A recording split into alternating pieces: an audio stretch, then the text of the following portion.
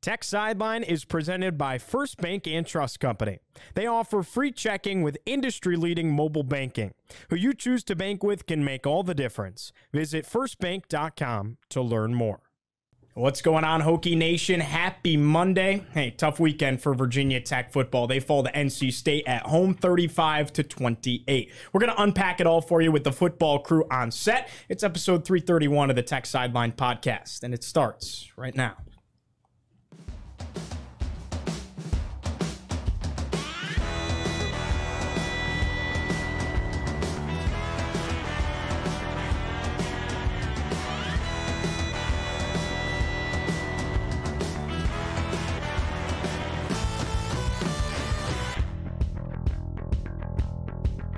Thanks so much for joining us on this chilly Monday morning in Blacksburg. We record on Monday, November 20th, 2023 from the Virginia Tech Corporate Research Center, the Tech Sideline Studios. Hey, if you're watching on YouTube, go ahead, leave a like, comment, and subscribe, and do us a favor, refer the show to one of your friends as well. On set, we got the entire football crew as always. To my right, lead analyst and columnist Chris Coleman. Across the way, senior staff writer Andy Bitter. In the fourth chair, our managing editor David Cunningham. The mustache man behind the scenes, Mr. Nick Brown producing, and I'm your host, Giovanni Heater.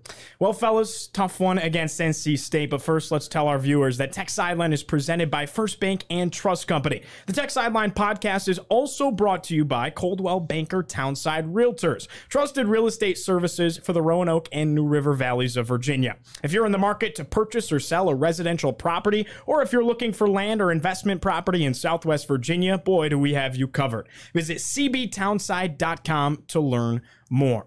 35-28 final score. NC State really kind of dominates Virginia Tech. It didn't quite feel as close the entire game as the final score ended up indicating. I ask you guys initial reactions on Saturday evening. That exact reaction. The final score I thought was a bit flattering. I remember looking up at the scoreboard at one point, and the total yardage, I don't remember the exact numbers, but it was like 260-something to 90-something.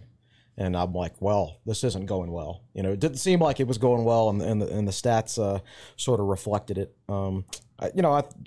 Good for Tech for, getting some passing yards in the fourth quarter and making it respectable at the end. And we'll talk about that later. But I thought NC State was really well coached, really well prepared. They've discovered themselves late in the season. They've figured out who they're supposed to be offensively. We talked last week, they never should have benched Brennan Armstrong. If he's used properly, he's a good player, and he showed that on Saturday. And that's the type of offense they need to be running. I'm sure they'd like to go back and play Duke over again, knowing what they know now about what they can and can't do offensively.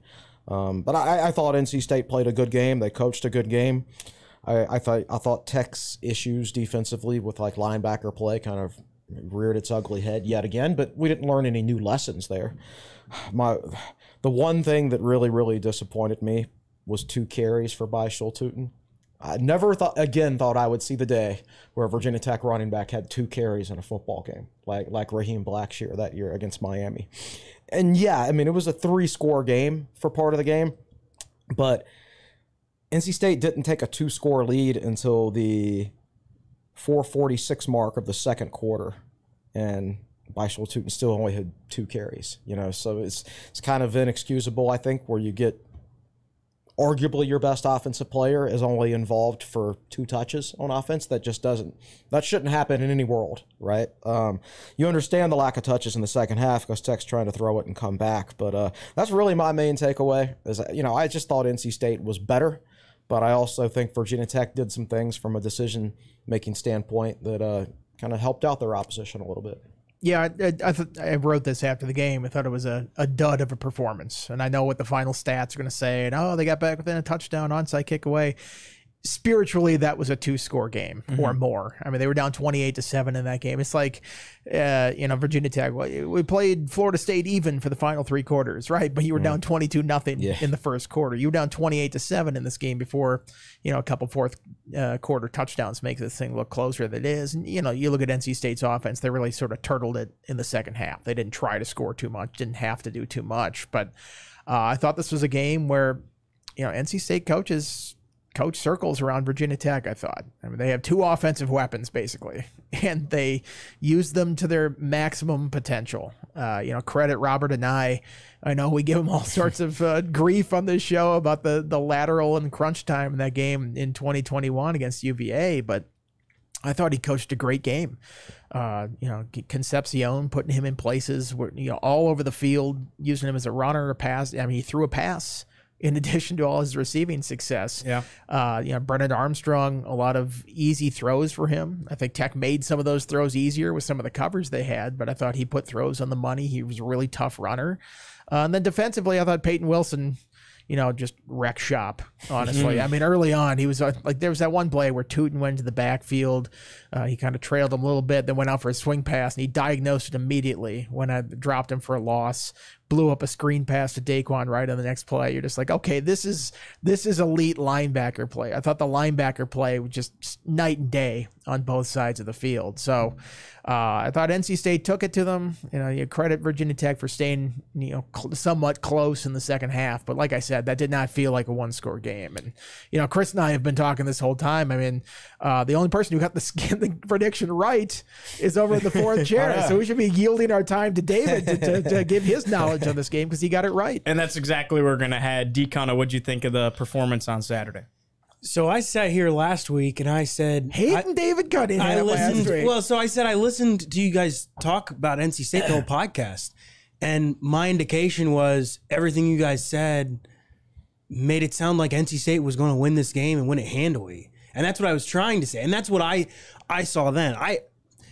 I was not sure about the NC State offense, but that's exactly what I expected on the other side. I expected NC State's defense to put Virginia Tech behind the chains, which it did.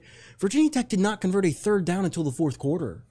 Like this was not a game where, like, the Virginia Tech offense, we were talking about it earlier before we went live. Kyron Drones finished with 225 yards passing and 3 touchdowns. Virginia Tech ran 17 first half plays and had 95 yards at halftime. Like, this was a dominant performance from NC State. And 47 on one play, too. Yeah. I mean, that's right. It's not like they were moving it down the field at all. It was all one chunk play. From Xavier Turner-Bradshaw.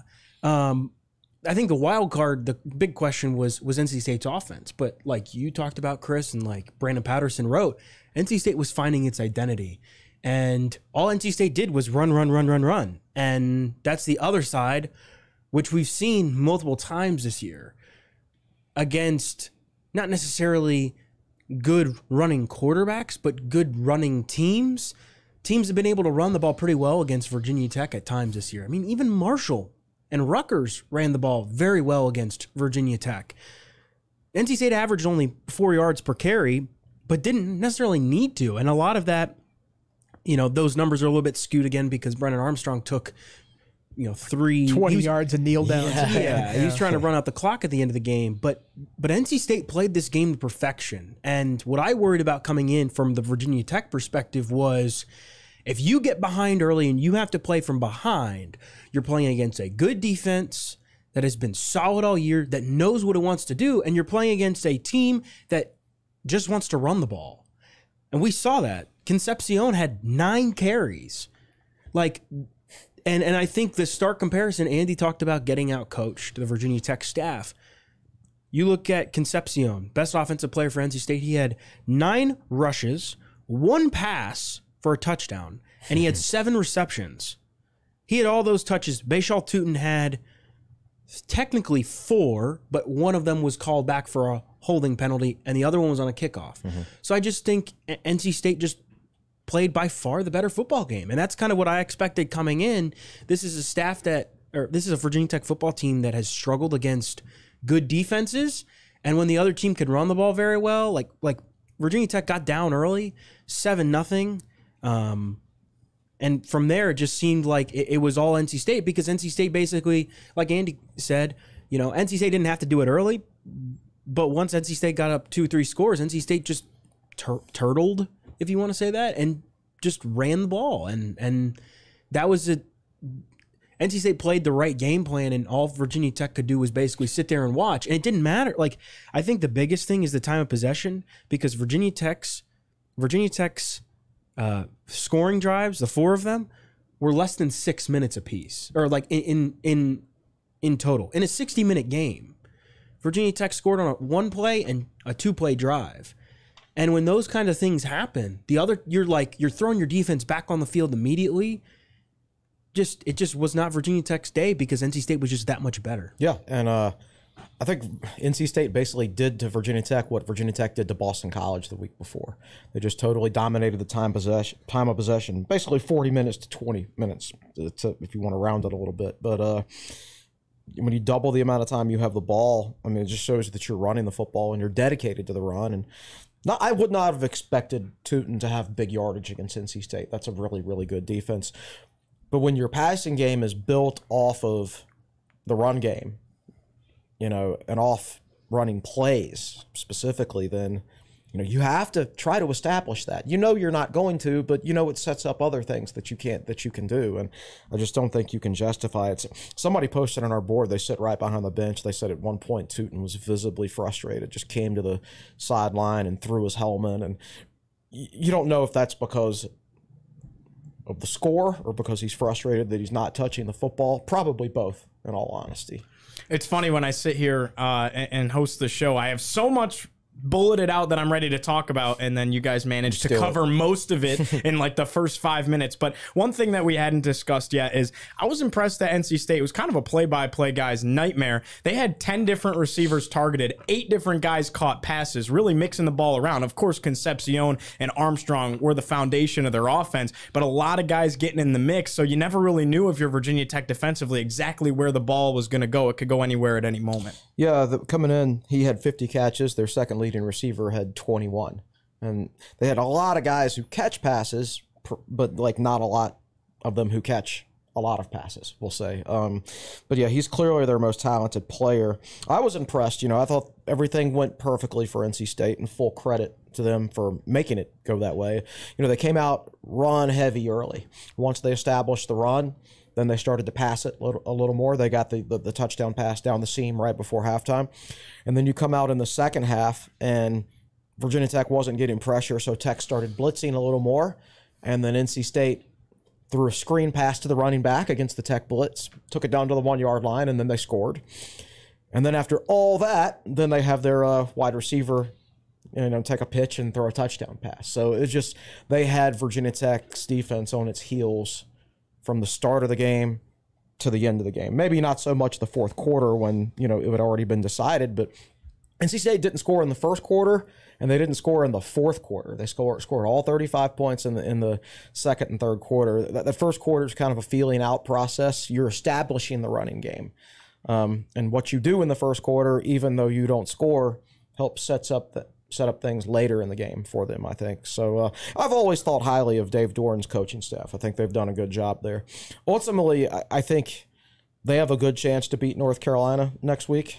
And if they go 9-3, we're probably going to sit here and say, okay, top 3 teams in this league are Florida State, Louisville, and NC State. And look what happened when Virginia Tech played all 3 of those teams. And again, this one not being as close as the final score indicated, but Virginia Tech has made huge strides. They can go out there and blow out Boston College and Syracuse and Pitt and teams like that. But in turn, they're also getting smacked by, the teams at the top of the league. So this is a middle-of-the-pack Virginia Tech football team. It is what it's a matchup-based team that their results are going to depend on the matchups on a week-by-week basis. And hopefully the matchups favor them next week, because that's going to be a big one. When you say middle of the pack, I mean exactly middle of the pack. With you look at SP Plus. I always like to do that, an efficiency based metric that takes out garbage time and factors in the opponent you play. And I think they've lost 5, 11, and 42. Florida State, Louisville, and NC State. And I might be a little bit off on those numbers, but everybody they've beaten is 70 and lower.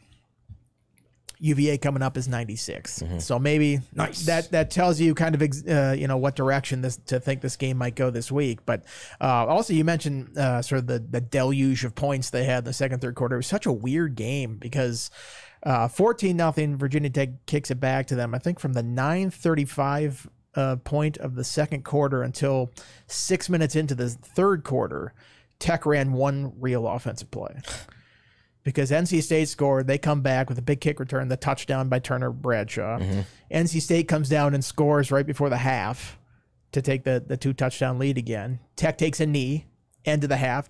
NC State has a long drive going the other way. So, Price said they got behind. That's why they couldn't run Tootin, which, I don't quite believe. Like, you could throw it to him, too. Yeah. You can't just don't just have to hand it off to him. He gets also a weapon in the passing game. But you look at, like, why they went away from the runs. Like, well, there was a 7-point game. Then all of a sudden they were down by, 21. You did kind of have to alter what you were going to do if you're going to speed up and try to get back in this game. That's not an excuse for only giving your best player 2 touches in a game, but I think that's sort of what he was getting at with that explanation afterwards. It's our journalistic responsibility, right, to cover when things go wrong. And I think the best way to put it is that the linebacker play for Virginia Tech on Saturday was porous. Chris, what went wrong with the linebackers specifically? I know we had this specific question on the board that somebody asked in the thread, so I'll just go ahead and address this from a holistic point of view on the entire season. We've talked about Tech's linebacker issues so many times, and there are 2 main reasons for it. I don't think I've ever addressed them both at the same time,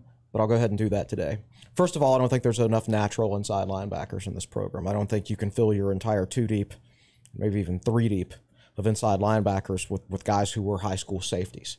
I think there are guys who can do that. Most of the time, those old safeties who develop into really good linebackers, they turn into outside linebackers, though, not necessarily between the tackles, Dax Holyfield, Vince Hall types. So I think there's an issue there with the type of linebackers they have in their program and what they're asking them to do. And they tried to address that by bringing in Stone Snyder, who, washed out after just a few weeks, apparently. But so that's an issue, and that will have to be addressed, in my opinion, in the portal. But you also see some regression. Like, Alan Tisdale has not had a good season, and he's playing a different position, but there's not a huge difference between the Will spot and the Mike spot because they're both inside linebacker positions. It's not as big a difference, in my opinion, as like the old backer and Mike spots. The backer would a lot of times line up outside the line of scrimmage. He'd line up, outside the tackle box. Sometimes he'd line up inside the tackle box too, but I think this Will spot is very much an inside linebacker spot. And so the regression from Tisdale this year probably shouldn't have happened to the point that it has happened. And even Kelly Lawson, like, I don't think he's a natural Will, but... And he only played 5 plays this week due to injury, so you can't lay it all on him, of course. But he hasn't been as good this year as he was in the last 3 games down the stretch last year, when I thought he played really good football. And that's why everybody was so excited about him this year, because he played so well down the stretch, and he has not carried over that performance. So basically, the 2 guys you've started for most of the year have regressed. And I think you have to consider both of those things. Not enough natural inside linebackers, and then regression of the guys who do have a decent number of snaps under their belt, in particular Tisdale. So there's 2 different things there that Virginia Tech has to evaluate in the offseason. And but yeah, that's been sort of, Virginia Tech still has like a top 25 defense, right? In total defense. It's just when they get gouged, they really get gouged. And when they play well, they play really well. There's not a whole lot of in between. Yeah, and I think linebackers got to be a focus in the transfer portal this offseason. You lose Tisdale to begin with. Still not a lot of guys coming in. I mean, I think Gabriel Williams, is he the only linebacker and he's, in the class? And again, he's an outside linebacker. He's another star. Virginia Tech's recruiting a whole bunch of stars. For the most part. Yeah, and previous classes, I think Asen Stevens, he's been out all year after, I forget what he had surgery on. I think he's been in blue all year. I think he had back-to-back ACLs. Okay. So, I don't know if you can necessarily, like, some young guy is going to be the savior coming in at that spot. And, they tried to address a little bit with Stone Snyder last year. I think they need to look at the linebacker spot this year like they looked at the receiver spot last year. Maybe not that little talent existing in the program, but it's an issue that they need to go and address. And to the staff's credit, when they have focused on spots in the transfer portal, they found guys. I mean, they completely turned around that receiver group in 1 year. APR was an excellent addition on the defensive line. Derek Canteen in the secondary, I think he's been a great fit there. Kyron Drones, obviously a quarterback. I mean, they've hit on a lot of these transfers that they've had. And so I think this is a pretty good staff in terms of evaluating what they need and finding it. I think when you look top to bottom at your roster and what they're going to need, defensive tackles for sure, because a bunch of them are leaving. And you just need to get that group whole, just to feel comfortable about the middle of the defense there. But then right behind them, middle linebackers. I think you need to look at one or two just to upgrade the talent in that room and maybe find guys that are a little bit more naturally inclined to that Mike position. It's weird. You talk about the linebackers on the other side. Peyton Wilson certainly passed the eye test and then some. He looked every bit the part of this All-American caliber linebacker that NC State has. Chris, off the top of your head, do you know how Keontae Jenkins graded out PFF-wise? Because he seemed to be in on a lot of plays. Oh, yeah. He had a fine game. Yeah, he did. He was one of Tech's better defenders, I thought. Keontae Jenkins? I think he was pretty low. I think he was one. Jenkins? I think Jenkins and the two linebackers were the three lowest graded I have Keontae guys. Jenkins' grade in front of me. It is a 53.8. Was it really? What was his run defense grade?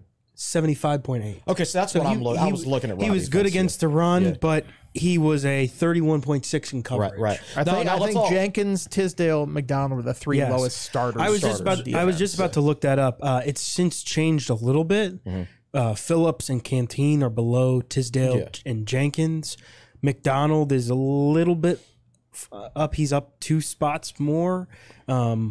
But all of those guys, the only linebacker there were 2 linebackers that graded above a 60. Kelly Lawson. Kelly Lawson played 5 snaps. He was tops.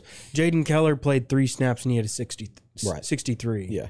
So, and I will say this, like, I'm not paying as much attention to the preliminary grades this year because they've had a habit of changing more this year between the preliminary grades and the final grades than they have in the past. But generally speaking, they do match up with the eye test, even with the preliminary grades.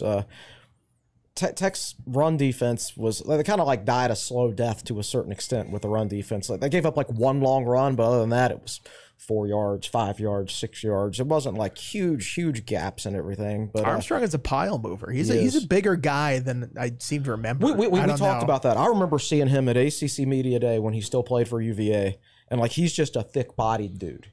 And I didn't realize he was that big. Right. Either. Yeah. With a lefty being out there, when he runs it, it's almost like, I don't want to say he's like as good as this guy, but kind of Tebow-like, where he just kind of like moves the pile. Like, he's not a shifty guy or anything like that. Like, his running style was reminiscent of that. And he had one play where, he escaped the rush. He kind of pushed off a guy that was about to sack him and then just ran straight through the defense, straight up the middle. It's like, okay, is somebody going to tackle this guy? That was a pretty back-breaking play, if I remember. I almost wore my grit shirt today, but I thought that might be in poor taste. But yes, probably got to show a little more grit there. Yeah, like, you can't. I know he's a tough player, but you can't let him like run through you like that, like he did a lot of times on Saturday. That's worth bringing up here, Andy. It felt like Tech was getting in the backfield, but it felt like Armstrong just seemed to escape anytime he felt some pressure. That's almost more kudos to him. So maybe pass rushing wasn't a huge issue. Tech did end up with 1 sack. It was Narelle Pollard. I don't even remember that play. Do you remember when the sack came? Armstrong was rolling to the left. That was the slide. He gave himself up on the sideline. So we didn't have a sack. No. Essentially. Right. no. I think that's what I thought. There were very few opportunities because NC State was always ahead of the sticks. They were always in favorable down and distances. They were never 3rd and long when you could just kind of pin your ears back and go after him. And B, I think Armstrong's a pretty crafty guy back there. He will keep plays alive, but he can get away from pass rushers. He's smart enough to know when a play's dead and just to throw it away.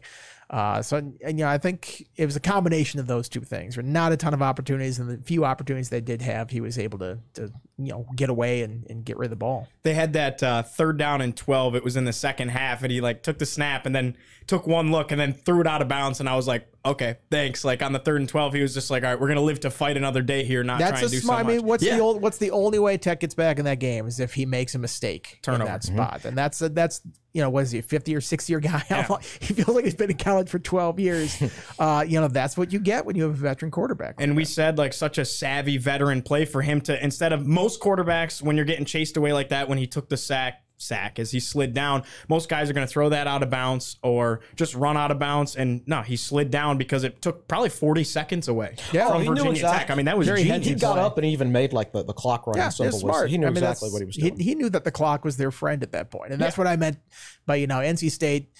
People are like, oh, they got back. Virginia Tech got back in the games. Like, NC State wasn't really trying to score at that point. They knew the clock was their friend. They could just kind of run things out even if they weren't scoring. Such a small little detail here, but it was something that kind of jumped out to me. So Tech ends up not going with the onside kick with like 7 minutes left. Worked out for them because they did get that defensive stop. So that ended up being the right move there. Obviously, you go to a situation later, you're forced to onside kick it. You need the football back. Well, Kyle Lowe executed the onside kick. Granted, it was in the middle of the game to catch him by surprise last week. Then they put John Love out there for the onside kick this time. And I just kind of said, why? You had a guy that did it last week. Maybe they felt better about John Love's ability, wanted to get your guys' thoughts. It just seems like if you've done it once, stick with it, right? I'm guessing he is better at the ones that you have to like get it to bounce high. Right. The Kyle Lowe one was an element of surprise. So you have your regular kickoff guy out there, you catch him by surprise, that little bunt kick, whatever they call it. I don't have inside knowledge about, who's the better kicker on the regular onside kicks, but that would be my guess is he's just better in those bouncy ones. I think that's accurate. There are different types of onside kicks, and you have both guys practice both of them, and one guy might be better in one situation than others. But you don't see this very often, but some teams have a long field goal specialist and a short field goal specialist, right? And it could be the same thing for onside kicks. Another shame, lack of opportunity for John Love. He's really taken a step up this year, his second year kicking for Virginia Tech, and obviously didn't kick a ton last year. Just towards the back end of the year, they kind of put him in for Will Ross for a couple of games, and he struggled a little bit. But when you can't even get your guy into field goal range and give him chances, and then you're playing that far behind, just a tough situation to be in. Let's go ahead and go over a little bit of buy or sell results here. We're not going to go question by question this week just for the sake of time, but we're going to go through some highlights here. And first, we'll start with what the records were, and we had a little bit of shakeup. So for the sake of time, I don't even know if we need to go through this. Yeah, because you're the one that lost the week, Andy. All right, so Chris and David both tied. They went 14 and 11 on the week with the 25 questions. Andy started really, really slow. There was a point where Andy was like 2 and 7 in the early portion of the questions as I'm going through this, and I was like, oh boy, Andy's not going to be in a good mood. Ended up finishing 11 of 14, but what it did to the standings was pretty interesting because Andy has a week on YouTube when you guys weren't on the podcast and it was Andy and Will a couple of weeks back. He's still in okay shape. Chris is now our all-time leader at 60%. He's 52 and 35. David, 53%. He's 46, 40 and 1.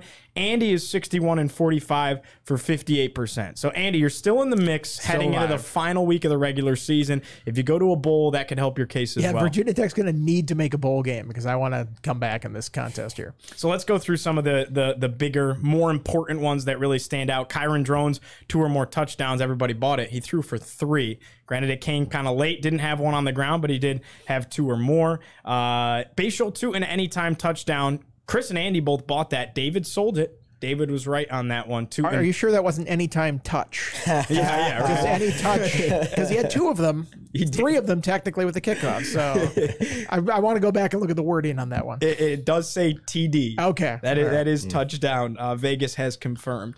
Virginia Tech 40% or better on third down. Everybody sold it. You guys were all right. They went 1 for 7 on third down. NC State 35% or better on third down. This was very telling in the game. You guys all sold it. You guys all got it wrong. They went 7 of 15, 46%, which is weird because that's exactly what Virginia Tech did last week against Boston College. Same exact numbers there, 7 of 15.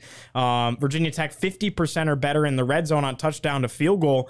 Chris bought it. Andy sold it. David sold it. They did. They went 2 of 3 for 2 touchdowns in the red zone. Problem was he didn't get there much. Didn't get there until the fourth quarter, basically. Yeah, that's generally a problem. Everybody said Virginia Tech was going to force a turnover. It did not happen. Virginia Tech did not force a turnover. Chris and David both said NC State would force one. Andy sold it. NC State had that interception. That was after the 7-minute mark, and you just thought that was the game sealer right there. I thought I was going to steal that one in the game because they had the one where they had the guy interfered with Glessner and took it back. I'm like, all right, dodged one there. And then Drones, I don't really know what happened on that pick because it looked like he had, I think it was Felton running up the seam. And I don't know if he was under pressure. I can't remember the play exactly in my mind, but the throw just was off target. I remember the end result of the play, but I don't remember what the beginning of the play looked like. I think at that stage of the game, like again, I don't remember exactly what it looked like, but you're more likely to throw an interception at that stage because you're going to take more of a risk. Yeah, you're pressing. No doubt. You're pressing, of course. Yeah, no doubt. It seemed it was not tipped on the replay, but it seemed wildly underthrown. Unfortunately, whether there was miscommunication, it was unlike Drones for that to be that off target because he has been a pretty decent passer. And one thing he hasn't done a ton is throw it that short. I think just a little bit of a misread there. Drones played the entire game. Quan Felton anytime touchdown. Everybody sold that. He had 2 of them. So he kind of proved you guys wrong there. He had that late one. It was the second to last touchdown. Glessner had his second of the year with that last one that just kind of felt a little irrelevant, but it still took place, obviously. Concepcion, 5 or more carries. Yeah, he had 9 carries for 44 yards. That was over on the first drive. Yeah. I was monitoring that in the press box, and it's just they gave it to him like 2 or 3 times on the first drive. I'm like, this one's over. This one's over. I already chalked this one up as a loss. I turned to David. I'm like, yep, that one chalked. I'm losing ground on that one. Well, I don't know what you were thinking, I guess, Andy. Obviously, hindsight is 2020 because you also said he wouldn't have 5 or more receptions. He caught 7 passes for 63 yards. I really was underestimating Concepcion, not realizing that he was such a star on that team. So apologies to Casey Concepcion. He's pretty dang good. Virginia, he's a true freshman too, which is crazy. Virginia Tech, 2 or more sacks. Technically, they had 1. I barely count that, but Vegas would count it for sure. Everybody bought it. Unfortunately, that one did not hit for you guys. We'll kind of skip down the list a little bit here. This one, I was proud of this line. Kyron Drones, 55 or more rushing yards. Didn't hit. Chris and David both bought it. Andy sold it. Andy was right. He had 51 net rushing yards. He gained 55 yards, but because sack yardage, he missed it by 4. So that's a pretty good line. If I remember correctly, that was my exact reasoning for saying under on that. I wasn't completely off base with my terrible week of predictions. Well, I also thought Virginia Tech would run the ball more than 16 times. It's true. Yeah. Which, by the way, was the fewest number of carries by Virginia Tech on record ever. Shout out to Scott Glessner. Yeah. And we'll unpack more of stat time with Scott Glessner for sure. That's why. What are your thoughts on that? That's crazy. It's game circumstances. I mean, you're down 21, you got to throw it. Also, the modern era of college football, a lot more passing. I think it gets that way, but they didn't run a lot of plays. Like we mentioned, the weird, I mean, they had 2 scoring drives that lasted 3 plays total. So you're not going to get a lot of running plays in that if that's the case. And then they were behind for a lot of the game. And when you don't have the ball for 40 minutes, you only have it for 20 minutes, you're not going to have a lot of opportunity to run. So I think it makes sense when you look at how the game played out and everything. But it is still kind of a remarkable stat when you're coming off of 2 of your previous 3 weeks you had run for 300 plus yards. You would think you would try to do that a little bit more, and they just couldn't get it going. Ironically, the 7.8 yards per rush by Virginia Tech is the most since the 2020 BC game because of the 1 run. That's right. The 1 run. Malachi Thomas, 20 or more yards, another decent line. He had 16 yards. Everybody bought it, so everybody got that one wrong. The 1 run was really good. 1 run, it was pretty good average. Give it to him once more, he's there. Yeah. Well, we all underestimated NC State's passing game because everybody said that they would have less than 150 yards through the air, and instead they had 220. That's a big result of having the ball for 40 minutes, it feels like, when you have that many opportunities. NC State less than 100 yards on the ground. Everybody sold that. They had 188 yards on the ground, so you guys were all right there. Daquan Wright, 2 or more catches. He had 4 for 42 yards. He was in the mix just a tick more, like a catch or 2 more than he typically is. Drones kind of went to him. David got that one wrong. Andy and Chris got that one right. Jalen Lane, 40 or more receiving yards. He had 4 catches, 66 yards, but along a 34. So he almost bit it all off in one play. Everybody bought that. Everyone got it right. And then we'll just kind of finish off here with the over-under. Wasn't even close. Chris picked the over. David picked the over, so you guys were right. Andy picked the under, and 63 total points were scored. If I remember right, Chris did not feel great about picking the over on that one. No. But it was you were over by like a half a point. I guess I have to go over with that one. So I guess we'll give you the point still, but I don't know.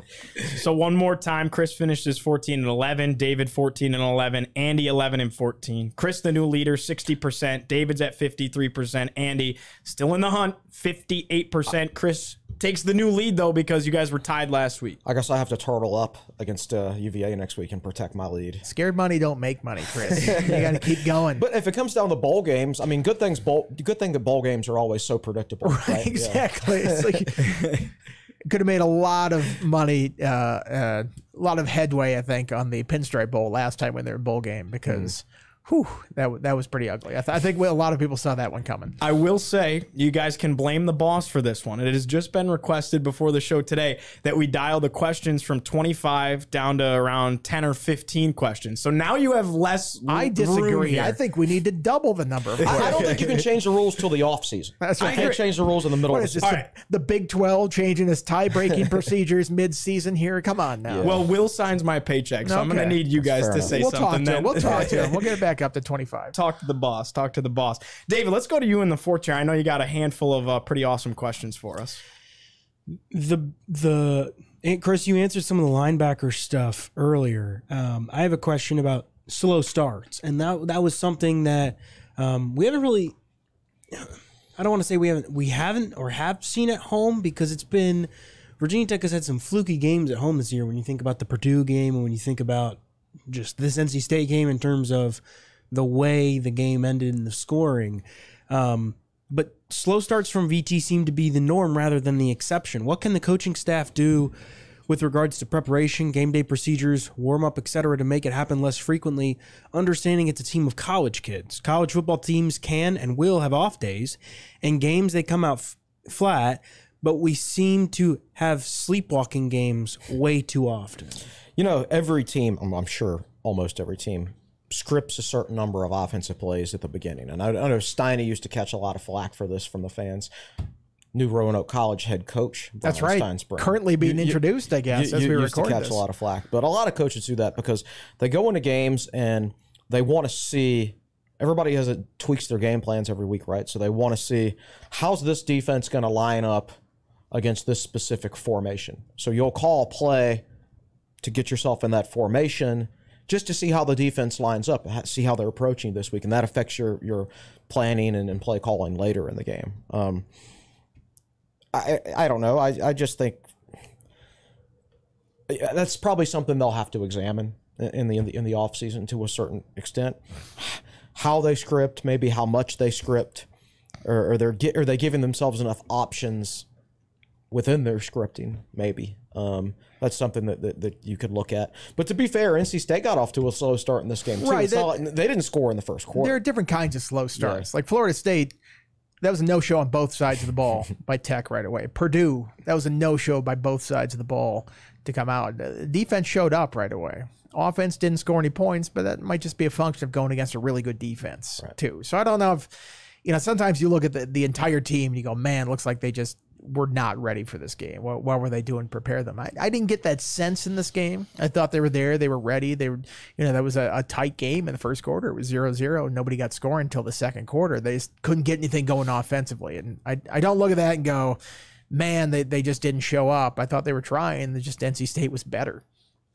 Did you ever have a bad feeling out of the gate? I just kind of felt like you go 3-and-out on the first drive, and it was like, history has shown us this season when Tech doesn't get a good start. And granted, it wasn't necessarily a bad start. 3-and-outs happen to start a ball game. It was a slow start. And when Tech gets out to a slow start, they have not won football games in 2023. I didn't think it would be a high-scoring game, and I knew NC State's defense was good. I called them a Louisville-level defense before the game. I knew they'd be a good defense. I thought Tech would play better than they did. But I thought NC State's defense was excellent. So I wasn't surprised by it. And I wasn't necessarily concerned by it.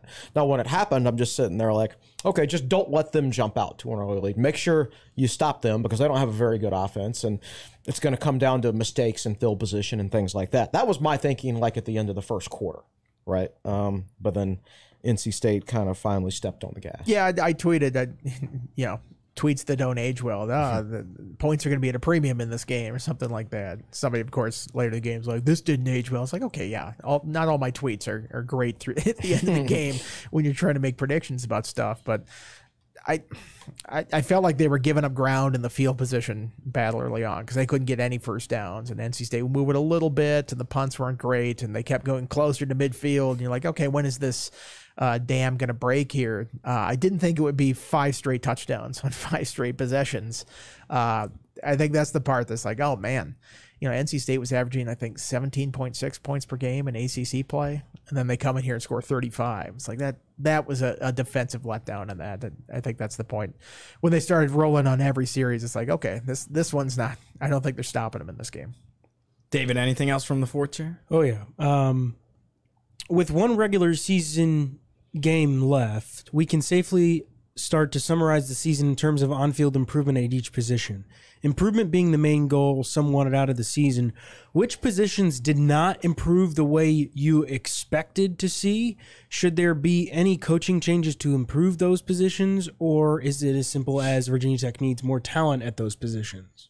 For me, I think they got better at every position on offense. Even offensive line, I think, was slightly better than it was last year. I'd agree with that. Yeah. Defense, I think, was the tackles. I didn't think got off to a great start, but I think they were playing. I think they played pretty well on Saturday. It was just linebacker play behind them wasn't great. APR improved defensive ends. The cornerbacks never even got challenged. Right. So it's not that they got better or worse. I'd say linebackers, certainly. We've talked about that ad nauseum here. Safeties, it's been such a revolving door there that it's even tough to grade them too much. But on the whole, you go from 3-8 to possibly 6-6. I think there has been, improvement on this team. Like I wrote in my story on Saturday, progress, an upward trajectory is just not a straight line. You're going to have starts and stops. And I think you go back to the preseason predictions. And if we could somehow incorporate preseason predictions into our buy-sell here, I was pretty spot on my game by game in the preseason predictions. I mean, 6-6 is about what everybody, I think, on this set had them at before the season. So I know it's a disappointing result this week, but I think if they beat UVA, they're about where people were hoping they would be this year as a program. So what is the feel right now heading into the UVA? It feels like a disappointment. Boy, it would have been really fun to have a chance to win 7. There's just kind of a different step when you get above 6-6. But what is the vibe right now, you think? Oh, I've already got NC State out of my mind, basically, with the exception of the information I need for this podcast. It's hate week. Whatever. That's not even hate week per se. It's just you've been in this situation before where you have to beat UVA to go to a bowl game. My main thing of this year is 6-6. That was my expectation as well. They took a different route than I thought they would take to possibly get there. I thought they'd start 3-1 and then kind of struggle as the schedule picked up, but instead they started 1-3 and they've actually done better in conference play. But whatever. The improvement has been there from an eye test perspective. I think at every position except for linebacker and safety, you can't judge because of the injuries. So Pry and Marv have to figure some things out at linebacker in the offseason, of course. But as far as this UVA game goes, I think everybody was down after the Marshall game. I don't think anybody was more down than I was, but I think pretty much everybody was down after that Marshall game. And I think they've done a tremendous job to rescue that situation throughout the course of the season and put themselves in that position. I don't think anybody would have predicted they'd be in this position after the Marshall game. It just did not look like they had the look of being able to do that. So I think they've done they kept the team engaged, which I think is a great job by Pry. They tweaked the offensive scheme heavily, which is a good job by the offensive coaching staff. I think they've done a lot of good things this year. The problem is if you lose to UVA, I think in a lot of people's minds, it undoes a lot of that good work. The same thing happened in 2019. Virginia Tech got off to a tough start. Started 2-2. They looked bad. It was a bad 2-2. They changed quarterbacks. They tweaked the offensive scheme. All of a sudden, they won 6 out of their next 7 games. Their only loss was a 1-score loss at Notre Dame with your third-string quarterback. You can't even get on the field with Temple. That was a really good last-second loss. Exactly. They lost the last minute. Exactly. That was a really good piece of coaching, in-season coaching by that staff. And then they went and lost to UVA, and it's like none of it mattered, right? Well, it was more than UVA. They lost to UVA. And then They they lost the to bowl. Kentucky. Correct. But Fuente flirted with Baylor. Right. And it was never the same. I know. Never the same after that. I know, but I do think that UVA Fuente people were mad after that UVA loss, really mad, and I worry that I think the staff has done so much in my eyes to get them past the 3-8 season, because I didn't know what Tech had from a coaching standpoint after last year. I certainly was not sold on what they had from a coaching standpoint after a 1-3 start, but things have been so much better since then. I've always been a big Pry believer as far as how he's going to run the program, player development, player acquisition.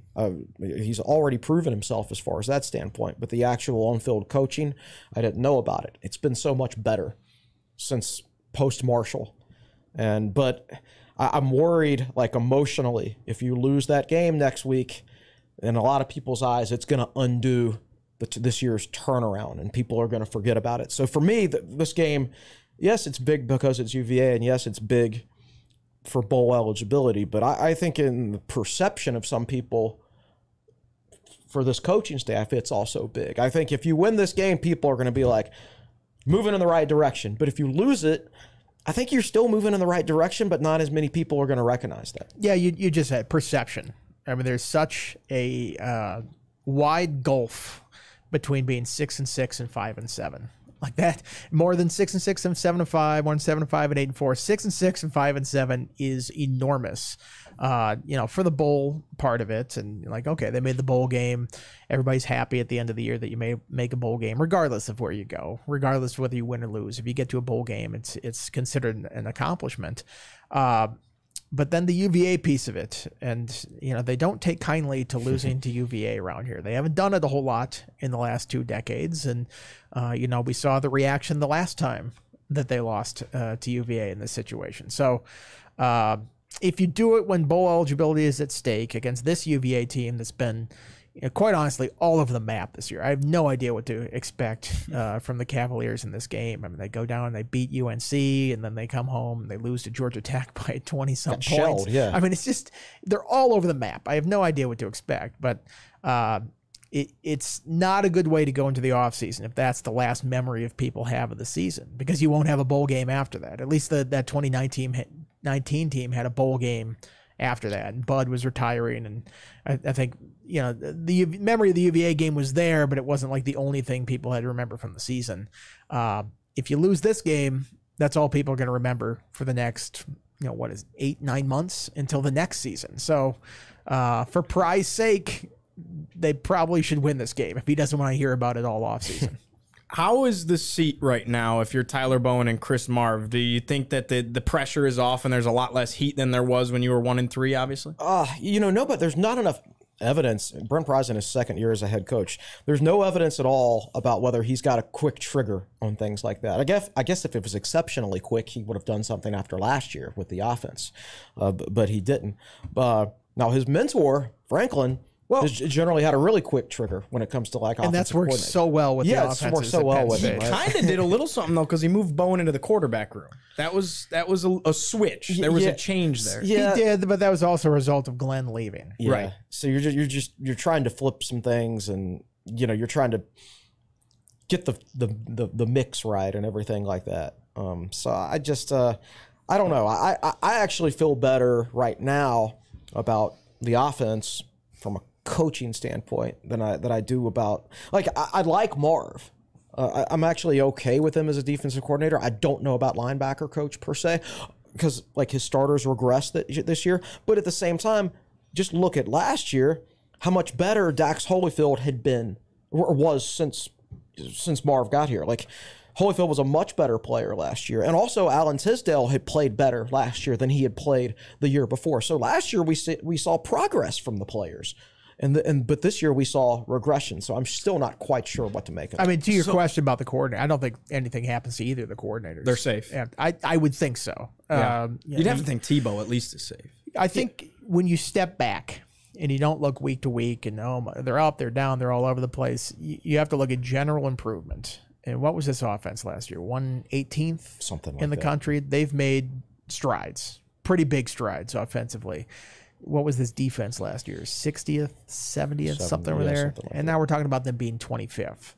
big picture, there has been improvement on that front. And, Pry sees the process of that. And it's not always a results-oriented thing. Did you win? Did you lose? How did you play week to week? Big picture with the program, are you moving forward? And I think they are. Now, I'm not saying the entire staff's coming back, because I'm not naive enough in this day and age to think that all 10 assistant coaches are going to, how many schools have all 10 come back every single year? So some guys might get opportunities to go elsewhere. Maybe they shuffle some things up. I'm not going to say all 10 are coming back, but I think the coordinators are probably back. Chris, how much do you think maybe the linebacker regression is a result of the fact that, Brent Pry was calling the defense last year. Marv could really give his undivided attention to coaching up the linebackers individually. Now he's got the responsibility of being the DC, calling the plays, and also coaching up the linebackers. You think there's a correlation? It could be. I still, maybe Kelly Lawson's streak of good play to end last season was just that. Maybe he just caught a hot hand at the table, so to speak. But still, it's kind of weird that both guys, there was regression. Maybe Pry. Maybe Pry was like more hands-on. Not only, he was obviously defensive coordinator calling the defense last year. Maybe he was more hands-on with the linebackers too. I really, really don't know. But there are enough people in this program that know enough about linebackers from either coaching it or playing it that they'll be able to put their heads together, I think, and figure it out. At least I hope. How much of that just stems from having a true mic? You're right. So a lot of it. You have a guy like Dax, who wasn't the fastest player. I think that was the one drawback to Dax's game, is that he wasn't like a speedster out there, but he was smart. He was in the right place. He was leader of the defense. He ran the show. You had somebody like that in the middle of the defense, and you don't have that now. And I think that, when you have somebody like that playing in the middle of the defense, and then Kelly Lawson comes on at the end of the season, you have that bedrock in the middle. The other guy can kind of do some stuff, doesn't have to be as steady play to play, and can do some spectacular stuff, but you lose that guy that you can count on all the time, and all of a sudden the other positions may be a little bit more shaky too, and the calls on defense aren't the same. So we'll be like, oh, what are these coaches doing? They can't do anybody there. It's like, sometimes I think you're missing that player that trickles down to every other position. That's certainly true. And I think off the top of my head, I believe Dax graded out above an 80 against the run last year, which is an exceptional grade. People remember like a few passing plays. Well, because they were asking him to do things that he wasn't suited to do, like cover a slot receiver 25 yards down the field. Carolina. Most Mikes can't do that. I know. What's the 49ers guy who just got hurt? It's like that. You call that play with that linebacker. You don't put Dax in that situation. So I think they put him in some unfavorable situations. I agree with that. But, and against the run, he was exceptional last year. And he's grading out in the 80s last year, and all of a sudden, sometimes this year, your mics are grading out in the 40s. That's just a huge, huge drop off, and that's gonna show up against the best teams on your schedule. So, I agree. I think they need to go out and find at least one natural inside linebacker in the portal, and I already know one that I want. And I don't know if he'll be in the portal or not, but I think a lot of other teams would want him to if he entered. Yeah, it does kind of have a feel that they're lacking the quarterback on defense that they did have in Dax Hollifield, who had been here for so long. David, let's do a little stat time with Scott Glessner over there in the fourth chair. Sure. So Chris already talked about the rushing attempts. Virginia Tech 16 rushing attempts are fewest on record. It's the first time Virginia Tech has had more completions than rushing attempts since the 2017 Clemson game. Virginia Tech had 17 completions on 30 attempts, only 16 rushes. Andy, as he pointed out in his story, this is the fifth time Virginia Tech is heading into the UVA game 5-6. There was... that was 2018. Tech was heading in there with 4 wins. 2018, they were 4-6. They had to win that, and then even to reschedule the Marshall game, or put Marshall on the schedule in that weird December game to get bowl eligible. I think 2012 they were 4-6. Also, they had to beat Boston College and UVA back to back. Yep. But BC came first. BC came first. And that 2018 UVA game here. Yeah, it was crazy. Holy cow! 16 things had to happen in order in the fourth quarter for Virginia Tech to win that game. Mm-hmm. That was unbelievable. This is the fourth time in the last 10 seasons Tech's coming off a loss and UVA's coming off a win. The 46 plays ran by Virginia Tech against NC State are the fewest since Georgia Tech in 2009, which was 45. The only other game on file that is lower was Syracuse in 1998. And I went and kind of cross-checked it with the time of possession numbers in terms of this is the fourth most time of possession an opponent has had against Virginia Tech. And if you look at like the top 10, the Georgia Tech game, the Syracuse game are in there. So it all matches up. Like when you have, when the other team has 40-something minutes of time of possession or even 38. And this is the second time this season that Virginia Tech, an opponent, has had more than 38. The ball for more than 38 minutes. Purdue did that against Virginia Tech. You're going to run fewer plays. And that's just the way it is. And that factors in everything from, you run the ball fewer times. You throw it more because you're playing from behind probably. Bayshall-Tootin has fewer carries. The last time a team ran 20 or more plays in a game than Virginia Tech was last year's NC State game. The last time Virginia Tech allowed 21 or more points in the second quarter, this is a good find by Scott, was the 2019 blowout loss to Duke. Tech was winning that game 3-0, right? Yeah. Strong start. And then Great it's just start. like, oh, man. Yeah. People talk about they don't get off to fast starts. What are you talking about? Virginia Tech has still, one game remaining in the regular season, has still not allowed a 100-yard receiver. That is pretty impressive, and I think it goes to talk about, we talked a lot last week about Dorian Strong, just about the job he's done. Derek Canteen, Mansour Delane. Tech's been pretty good in coverage this year. That is going to be put to the test this week because Malik Washington is a dude. That guy. He's pretty big, isn't he? I saw that, and I'm like, how did this guy play at Northwestern? Northwestern was horrible on offense. Like, what were they doing with this guy? Because he makes catches all over the place. They find a way to get him the ball. It's going to be a real challenge for this group. Scott noted that this is the longest streak, 13 games in a row without allowing a 100-yard receiver. The streak was that same 13-game streak was in 2005, 2006, bookended by Calvin Johnson. So a pretty good receiver. Yeah, he was pretty good. Tech is 1-15 in its last 16 games when not scoring in the first quarter. So there's a stat is 1-0 in its last one game when they didn't score in the first quarter. I'm just saying. In only 3 of those games did Tech also hold its opponents to no points in the first quarter. Okay, there we go. And this is the third time this season Tech has lost by 7 points. The only other time Tech has lost by 7 points in a season 3 times was 1991. So there's your stat time. And Tech has not won a one-score game yet this year, correct? Correct. I'd be interested to know what the last time that Tech didn't have a one-score you guys wanted Tech to score in the 20s. Tech scored in the 20s. That's right. Sure did. That should have been a buy-sell. When Brent Pry wins, he wins big. None of this. He's never gonna give you a heart attack. Apparently, as Virginia Tech's head coach, right? It's gonna be. It feels like we haven't had a close game all year. That was actually like close. Down to the wire. Last drive of the game. Yeah. Purdue kind of, but you never really felt like that had a great chance to succeed on the last drive. Yeah. Marshall was this sort of like Purdue. Yeah. The last ditch drive. But I think that is just the way this team plays, where it is either Virginia Tech is dominant and playing very well, or as we've seen other times this year, Virginia Tech is behind.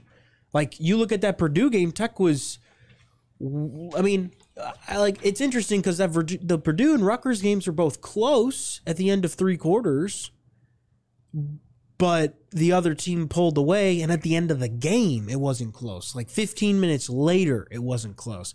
But there has not necessarily been a close game for 40 minutes, and that's, I think, partly because this team is young. It's in year 2. It's inconsistent. And you guys talked about it a little bit. There was a poll going around on Twitter. I think it was the Hokie Hangover podcast that tweeted it out and said, if Virginia Tech finishes 5-7, is the season a failure? And I want you guys to chime in, but my reaction is no, because as you guys talked about, this was a 3-win team last year with not much talent. The cupboard was very, very bare when Brent Pry took over. They brought in all of these guys from the transfer portal. They've continued to bring in a pretty good recruiting class, and we've seen the offensive turnaround.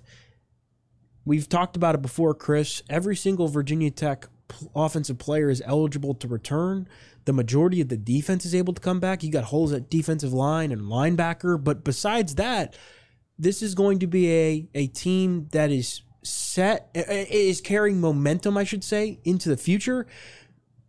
You guys talked about it a little bit in terms of what the UVA loss does in terms of perception.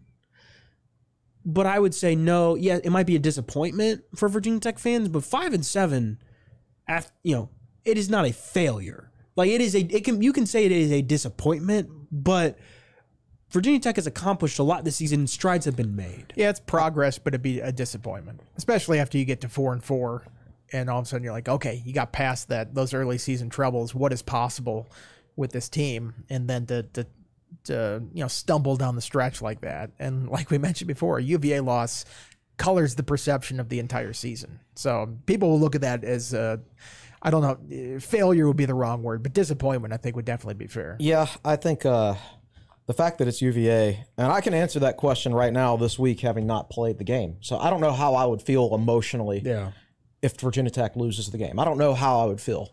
I hope I don't find out. But I can say it right now, feeling no emotions, that I still think it would be a sign of progress. I'd be disappointed to lose, but I would not consider it a sign of failure, because the main thing I said this year is I think Tech will go 6-6, and I think they should. But the main thing I want to see is like the eye test, the progress eye test needs to be there. And it's been there, in my opinion. Of course, there's been some ups and downs, but yeah, when you're going to go 6-6 or 7-5 or 5-7, that's just the way those seasons are. It's not going to be steady. If you look at the overall product this year, they have made progress. I say that right now before the game. If they lose the game, I don't know how I'll feel emotionally as a Virginia Tech graduate. I might have a different view after it happens. You might too. You just don't know it yet, right? Tech fans in general, like that's a game they're not used to losing. And so if it happens, it might be rough for a little while. We're going to go live to you after a few beers in if this does happen. It's all over. Get your true opinion. Fire everybody. Chris, live podcast right after the game if they happen to lose. The beers are no longer a good luck my charm Carlsberg either. streak got broken. Did you throw the entire thing out of the fridge? No, okay. So I drank them all. There you go. See, but again, I will say this. I will say right now that if Virginia Tech finishes 5-7 because it loses to UVA this season, is not a failure, because the progress has been made, and you've got to carry over progress from year 1 to 2 and year 2 to 3. And I think Virginia Tech has done that. And I think the staff, if the staff does what it did in the portal last season, this Virginia Tech team is going to be set. It'll be disappointment, yes. And I think a lot of Virginia Tech fans, alums, students, everybody hates losing to UVA. That's just the way it is. But in the grand scheme of things, like Andy said, when you look at the 1,000-foot view, it is like right now, this is a successful season for Virginia Tech. It is an improvement. It is not maybe exactly what you wanted. Virginia Tech would, of course, love to win 6 games and go to a bowl. And I think that is great. But winning 5 games, being that close, beating an ACC, dominating an ACC team on the road, finally, like winning 3 ACC games in a row at home, like there have been benchmarks. I think back to Will's Monday Thoughts he wrote last week after Boston College. Virginia Tech is checking off some of the boxes. I'm sorry. No, and I was going to say, you're not going to check all of those off in year 2. It's a process, and like you said, Brent Pry has to trust the process. This team is set for the future, assuming everything continues to trend in the right direction. 1 loss does not define the season, even though it is UVA, and even though it might cloud everybody's judgment. I was going to say, Twitter has no 10,000-foot view. No. That will be a cesspool if they were to lose this game. The message boards, after periods of calm, maybe do. It will not be very temperate after this if they were to lose this game. So we can talk about progress, and they've made it. In the heat of the moment, if they lose to UVA, nobody will be pleased with how this season has played out. And maybe that cools as the offseason gets going. But man, I'm telling you, a UVA loss does not play well if you're a Virginia Tech coach and having to go to the offseason, go to these quarterback club things and speaking engagements. Like people don't want you to lose the bowl game. They certainly don't want you to lose to UVA. You're going to be answering a lot of questions about that stuff. All this being said, I'm going to pick Tech to win this week. Oh yeah, yeah, I'm too. I mean, I go back to how they play against good teams, how they play against bad teams. Exactly. UVA is in the latter category on the whole of the season. That said, they're very unpredictable. I don't know who's going to show up. You got Calandria, who's got the confidence of a Super Bowl MVP out there. Like, I credit that kid for he is just like, still a true freshman. I'm out here and I'm firing these passes down the field. It does not matter which team is catching them. I'm gonna keep doing it. He's got nothing to lose. And I mean, shoot, the last 2 weeks he's got 500 some yards and 4 touchdowns. So I mean, he can hit on some of those. Sometimes it can get him in trouble too. But I'll say this about UVA: they are a feisty team and they compete in a lot of these games that sometimes you don't expect them to. But I would probably pick Tech to win this one at this point. He puts the ball in danger. With that being said, Virginia Tech does not take away the football a whole ton. That has kind of been a weakness of this defense this year. Maybe opportunity can change that a little bit on Saturday. It's going to be a fun one. You got 2 second-year head coaches, obviously, the Commonwealth clash. So, again, we'll tease the fact that we'll preview that thing in depth on Thursday. Wednesday, right? We're doing it on Wednesday. Thanksgiving is Thursday. Appreciate the correction, Chris. But for now, let's go ahead. Halt the football talk. Another thing we can tease for Wednesday, I want to talk maybe some possible bowl game destinations if and when you do beat the Wahoos on Saturday. And let's talk a little bit of hoops here. Virginia Tech took down Wofford on the men's basketball side of things. 98-76 was the final score inside the castle yesterday. 3-point shooting improved, and Chris, it just proved your point right. Like, hey, they're going to have an off night. They went 4-19 against Campbell. Completely responded, shot the ball 50% from beyond the arc, going 10-20 last night. David and Chris, I know Andy's not a big hoops guy. Your thoughts on the win over Wofford? This is the game. Before going down to Orlando, Virginia Tech needed to shoot the ball well.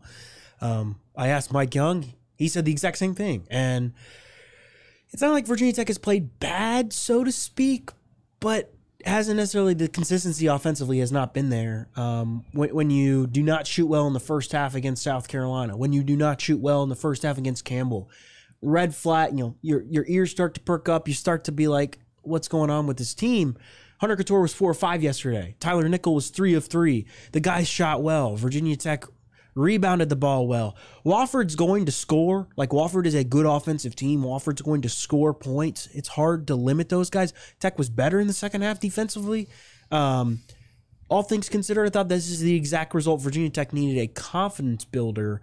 Going forward, I thought Lynn could impress once again. Brandon Recksteiner, I thought, looked good in the time he played. Champadula was good again. To get a win where you shoot the ball very, very well and you see it go through the hoop a lot, you're going to go down to Orlando and you're going to play 3 really good teams, Boise State and then whoever else.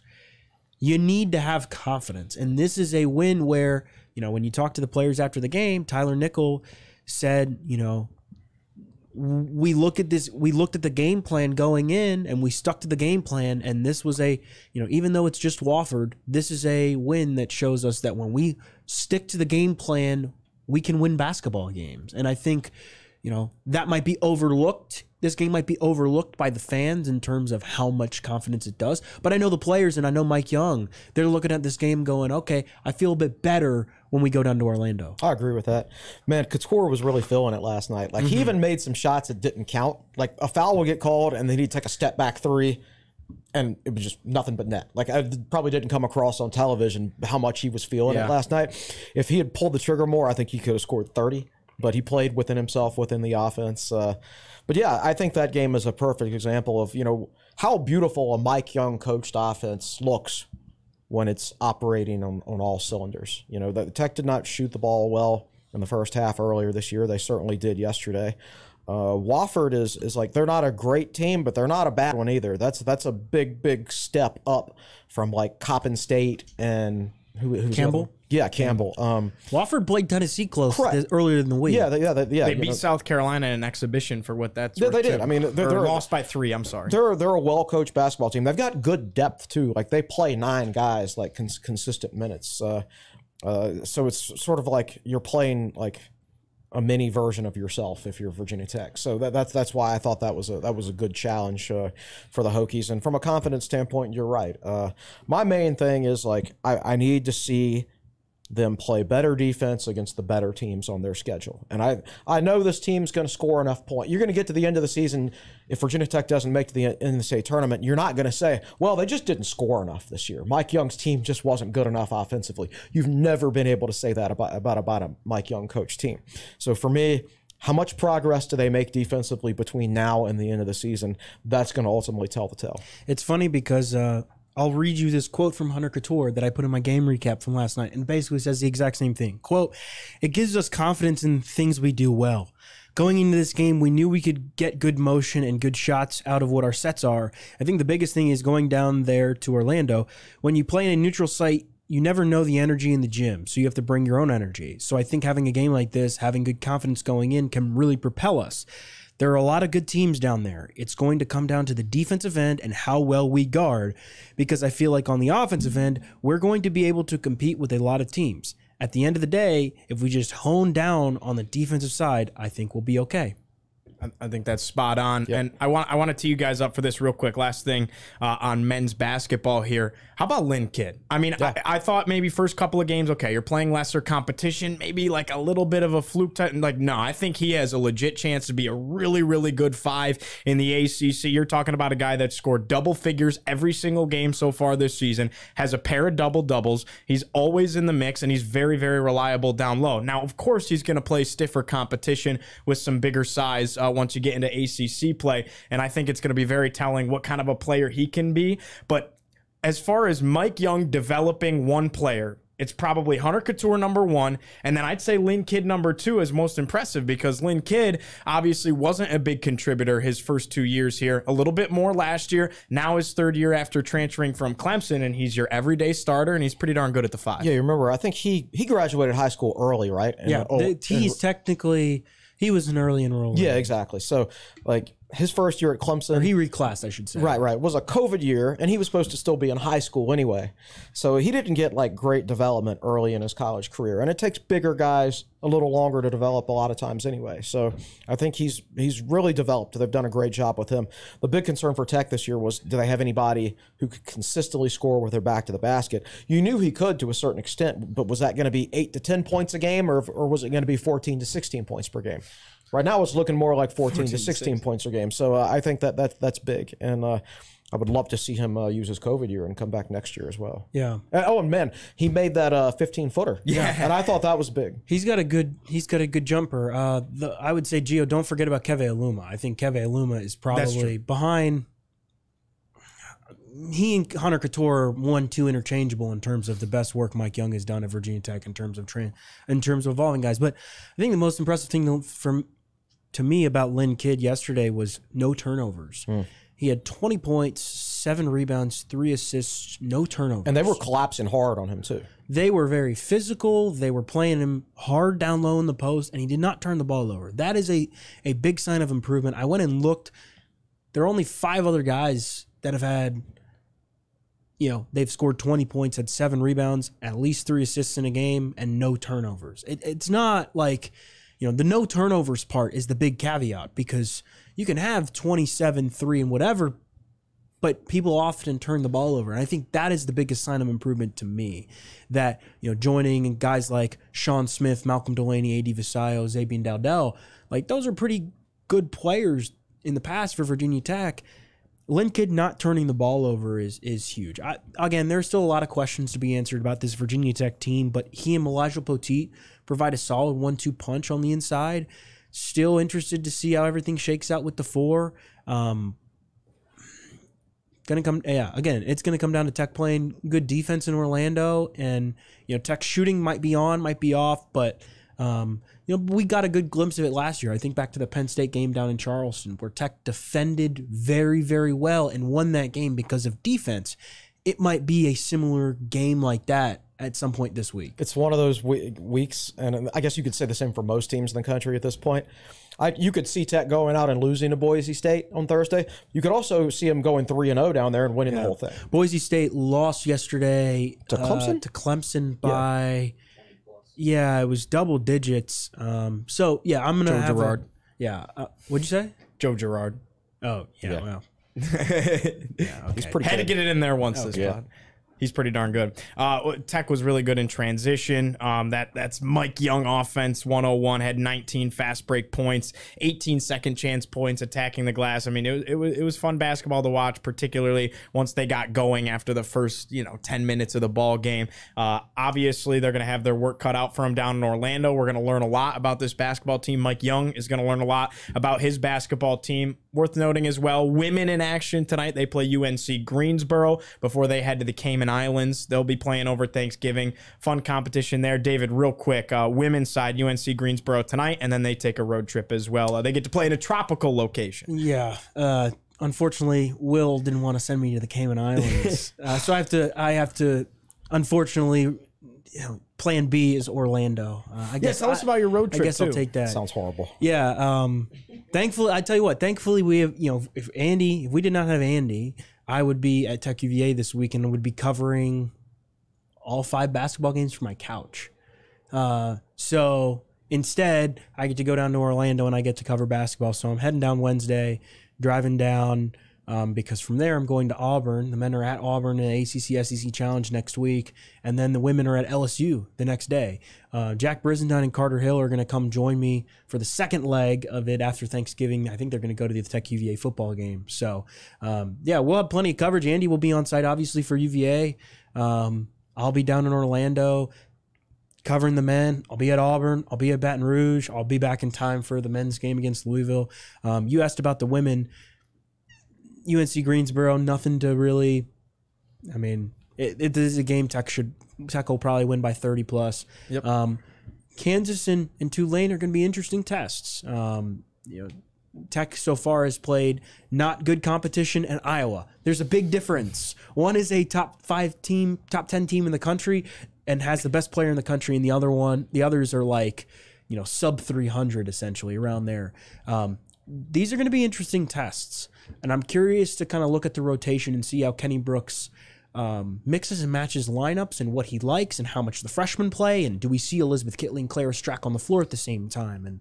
And these 2 games are going to answer a lot of questions. Same with the 3 games for the men. Big opportunities.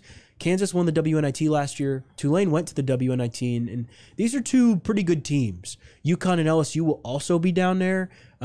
Tech, unfortunately, is not playing them because these matchups were determined back in January before Tech went to the Final Four. But I expect Tech to play pretty well. This is a veteran group, or veteran-led group, I should say. A lot of young faces, but we've seen now a lot of positives, and I think like a big key is, can Rose Michel continue to play well at the 4 spot? She did not play very well against Iowa. She played better last game. I'm very curious to see how Tech plays tonight against UNCG. I expect Tech to be good, but in terms of getting the young players minutes and how the young players perform, I think that group is coming along very nicely. And if kids like Clara Strack and Carly Wenzel can complement the veterans very well, this Tech team is going to just continue to pick up steam, kind of like a snowball effect, I think. Continue to pick up steam before it hits ACC play. And, before we know it, it's going to be January 1st. So. All right. Well, I think that does it for our show today. Good reminder that Tech Sideline is presented by First Bank and Trust Company. First Bank and Trust Company's support has been invaluable to TSL, helping us to bring you all the great content across all of our platforms. Who you choose to bank with can make all the difference. Bank with First Bank and Trust Company. Visit firstbank.com to learn more. For David Cunningham, for Andy Bitter, for Chris Coleman, for Nick Brown, I'm Giovanni Heater saying so long. We'll see you again on Wednesday, where we're going to preview some Thanksgiving hoops. And of course, we're going to talk about that community college up north. All right. So long. We'll see you then.